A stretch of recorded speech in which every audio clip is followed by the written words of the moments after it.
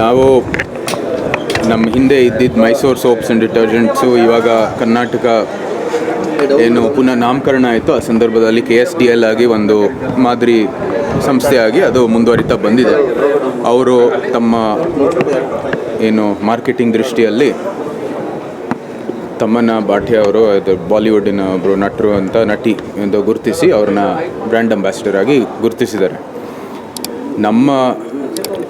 ನಮ್ಮ ವಿರೋಧ ಅಥವಾ ನಾವು ಏನಕ್ಕೆ ವಿರೋಧ ವ್ಯಕ್ತಪಡಿಸಿರೋದು ಒಂದೇ, ಇದು ಕನ್ನಡಿಗರ ಲಾಭಕ್ಕಾಗಿ ನಿರ್ಮಾಣ ಆಗಿರುವಂಥದ್ದು ಸಂಸ್ಥೆ. ಮೈಸೂರು ಬ್ರ್ಯಾಂಡ್ ದೃಷ್ಟಿಯಲ್ಲಿ ನಿರ್ಮಾಣ ಆಗಿರುವಂಥದ್ದು ಒಂದು ಸಂಸ್ಥೆ. ಹೆಚ್ಚು ನೀವು ಕನ್ನಡಿಗರನ್ನೇ ಗುರುತಿಸಿ ಕನ್ನಡಿಗರ ಒಂದು ಪ್ರೋತ್ಸಾಹಕ್ಕಾಗಿ ಬಳಸಬೇಕಾಗಿರುವಂಥದ್ದು ಸಂಸ್ಥೆ. ಈ ಒಂದು ತತ್ವದೊಂದಿಗೆ ಇದು ಸ್ಥಾಪನೆ ಆಗಿರೋ ಸಂದರ್ಭದಲ್ಲಿ ನೀವು ಕನ್ನಡಿಗರನ್ನ ಗುರುತಿಸಿ ಅವ್ರಿಗೆ ಪ್ರೋತ್ಸಾಹ ಕೊಡಬೇಕಾಗಿರೋದು ಈ ಬ್ರ್ಯಾಂಡಿನ ಉದ್ದೇಶ. ಅದರ ಜೊತೆಗೆ ಈಗ ಹಲವಾರು ಉದಾಹರಣೆಗಳಿದ್ದಾವೆ. ಇದು ಸ್ಯಾಂಡಲ್ವುಡ್ಡಿನ ನಟರೇ ಇರ್ಬೋದು, ಅವರು ಇಡೀ ಭಾರತದಲ್ಲಿ ಸಮಸ್ತ ಭಾರತೀಯರು ಮೆಚ್ಚಿರ್ತಕ್ಕಂಥ ನಟರಿದ್ದಾರೆ. ಅದರ ಜೊತೆಗೆ ಸ್ಪೋರ್ಟ್ಸ್ಮೆನ್ನು ಕೂಡ ಇದ್ದಾರೆ. ಮತ್ತು ಇದೇನು ಬರೀ ಮಹಿಳೆಯರಿಗೆ ಸೀಮಿತ ಆಗಿರುವಂಥದ್ದು ಒಂದು ಸೋಪಲ್ಲ. ಸೊ ಇದು ಬೇರೆ ಬೇರೆ ಈ ಜೆಂಡರ್ ವೈಸು ಕೂಡ ನೀವು ಗುರುತಿಸ್ಬೋದು. ಮತ್ತು ನೀವು ಅನೇಕ ಕನ್ನಡಿಗರೇ ಇದ್ದಾರೆ ಇದಕ್ಕೆ ಬ್ರ್ಯಾಂಡ್ ಅಂಬಾಸಿಡರ್ ಆಗಿ.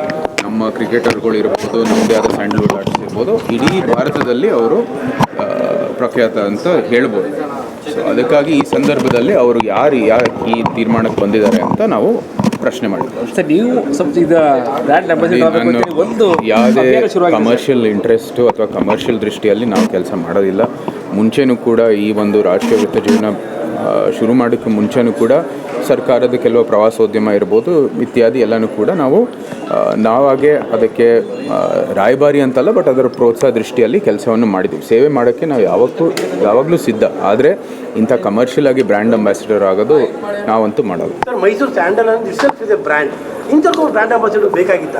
ಅದರ ಅನಿವಾರ್ಯತೆ ಇದೆಯಾ ಮೈಸೂರು ಸ್ಯಾಂಡಲ್ಗೆ? ಬ್ರ್ಯಾಂಡ್ ಅಂಬಾಸಿಡರ್ ಬೇಕಾಗಿದೆಯೋ ಇಲ್ಲೋ ಅದು ತಜ್ಞರು ತೀರ್ಮಾನ ಮಾಡ್ತಾರೆ. ನಮ್ಮ ಅಭಿವೃದ್ಧಿಯಲ್ಲಿ ಈ ಯಾವ ಸಂಸ್ಥೆ ಯಾವ ದೃಷ್ಟಿಯಲ್ಲಿ ಅದು ಸ್ಥಾಪನೆ ಆಗಿದೆ, ಯಾವ ತತ್ವದೊಂದಿಗೆ ಅದು ಸ್ಥಾಪನೆ ಆಗಿದೆ, ಯಾವ ಉದ್ದೇಶದಿಂದ ಸ್ಥಾಪನೆ ಆಗಿದೆ, ಇದು ಮೈಸೂರು ಮತ್ತು ಇವತ್ತಿನ ಮೈಸೂರು ಅಂದರೆ ಇವತ್ತಿನ ಅವತಾರ ಕರ್ನಾಟಕ, ಅದರ ಲಾಭಕ್ಕಾಗಿ ಆ ಒಂದು PSU ಆಗಿ ಒಂದು ಪಬ್ಲಿಕ್ ಸೆಕ್ಟರ್ ಆಗಿ ಅದು ಮುಂದುವರಿತಾ ಬಂದಿದೆ. ಇವತ್ತು ಹೌದು, ಇದು ಬಿಸ್ನೆಸ್ ದೃಷ್ಟಿಯಿಂದ ಮತ್ತು ಲೋಕಲ್ ಏನೋ ಇಶ್ಯೂ ಇದೆ. ಅವ್ರು ಹೇಳಿದ್ದಾರೆ ಅದೇನು ಇದು ಹೆಚ್ಚು ನಾರ್ತ್ ಇಂಡಿಯಾದಲ್ಲಿ ಇದರ ಒಂದು ಪ್ರೋತ್ಸಾಹ ನೀಡಬೇಕು ಅಂತ. ಅದಕ್ಕೂ ಕೂಡ ಕನ್ನಡಿಗರೇ ಇದ್ದಾರೆ. ಇಡೀ ಭಾರತದಲ್ಲಿ ಮೆಚ್ಚಿರುವಂಥದ್ದು ಅನೇಕ ನಟರು ಇದ್ದಾರೆ, ಅನೇಕ ಸ್ಪೋರ್ಟ್ಸ್ಮೆನ್ಗಳಿದ್ದಾರೆ. ಅವ್ರನ್ನ ಗುರುತಿಸಿ ನೀವು ಇದು ಬ್ರ್ಯಾಂಡ್ ಅಂಬಾಸಿಡರ್ ಅಥವಾ ಯಾತಿಗೆ ಹಾಕಲಿಲ್ಲ ಅಂತ ನಮ್ಮ ಪ್ರಶ್ನೆ. ಸರ್ಕಾರ ಅಪ್ರೋಚ್ ಮಾಡಿದಾಗ ಉಚಿತವಾಗಿ ಬ್ರ್ಯಾಂಡ್ ಅಂಬಾಸಿಡರ್ ಆದಂತ ಉದಾಹರಣೆಗಳಿದೆ. ಹೌದು. ಯಾಕೆ ಸರ್ಕಾರ ಈ ನಿಟ್ಟಿನಲ್ಲಿ ಸಲಹೆ ಇದೆ? ಈ ಸರ್ಕಾರ ಆಡಳಿತ ಪಕ್ಷ ಯಾರಿದೆ ಅಂತ ನಿಮ್ಗೆ ಗೊತ್ತಿದೆ. ಅವ್ರ ಮನಸ್ಸಿನಲ್ಲಿ ಅಥವಾ ಅವ್ರ ಆಲೋಚನೆ ಬಗ್ಗೆ ನೀವು ಅವ್ರನ್ನೇ ಪ್ರಶ್ನೆ ಮಾಡಬೇಕು. ಅವ್ರು ಏನಕ್ಕೆ ಈ ಒಂದು ಅಂತ್ಯಕ್ಕೆ ಬಂದಿದ್ದಾರೆ ಅಂತ ನೀವು ಅವ್ರನ್ನೇ ಪ್ರಶ್ನೆ ನಮ್ಮ ಸಲಹೆ ಕನ್ನಡಿಗರಿಗೆ ಕೊಡಿ. ಸರ್, ರಮ್ಯಾ ಅವರು ಸೇರಿದಂತೆ ಎಲ್ಲರೂ ಕೂಡ ಆಕ್ಷೇಪ ವ್ಯಕ್ತಪಡಿಸಿದ್ದಾರೆ ಸರ್ ಆ ವಿಚಾರ. ಅವ್ರದ್ದೇ ಪಕ್ಷದವರು ವಿರೋಧ ಮಾಡ್ತಾ ಇರುವಾಗ ಅವ್ರ ಸಲಹೆ ಆದರೂ ಕೇಳಿ. ಅಲ್ಲ, ಸರ್ಕಾರಕ್ಕೆ ಈ ದೇಶದಲ್ಲಿ ಗುರುತಿಸುವಂಥ ಕನ್ನಡಿಗರಿಗೆ ಇಲ್ಲ ಅಂತ ಮನಸ್ಸು ಬಂದಿದೆ. ಕನ್ನಡಿಗರಿಗೆ ಮಾಡಿದ ಅವಮಾನ ಥರ ಕಾಣ್ತಾ ಇಲ್ಲ. ಒಂದು ವೇಳೆ ಆ ಥರ ನೀವು ಆ ದೃಷ್ಟಿಕೋನದಿಂದ ನೋಡೋಂಗೆ ಹೋದರೆ ಹೌದು, ಅದು ಸತ್ಯನೇ. ಆದರೆ ನನ್ನ ದೃಷ್ಟಿಕೋನ ಇದೇನೆ. ಸ್ಥಾಪನೆ ಆಗಿರೋ ಸಂದರ್ಭದಲ್ಲಿ ಇದು ಒಂದು ಕನ್ನಡ ಬ್ರ್ಯಾಂಡ್, ಕನ್ನಡಿಗರ ಬ್ರ್ಯಾಂಡ್. ಇದು ಮೈಸೂರು ಬ್ರ್ಯಾಂಡು, ಇವತ್ತಿನ ಅವತಾರ ಕರ್ನಾಟಕದ ಬ್ರ್ಯಾಂಡ್. ಇದು ಕನ್ನಡಿಗರ ಪ್ರೋತ್ಸಾಹಕ್ಕಾಗಿ ಶುರು ಮಾಡಿರೋದು. ಸಂಪೂರ್ಣವಾಗಿ ಇದಂಥ ಏನೇನು ವ್ಯಾಪಾರ ಆಗುತ್ತೆ ಅದು ಕನ್ನಡಿಗರಿಗೆ ಲಾಭ ಆಗಿರುವಂಥ ದೃಷ್ಟಿಯಲ್ಲಿ ಶುರು ಮಾಡಿರೋದು, ನಿರ್ಮಾಣ ಮಾಡಿರೋದು.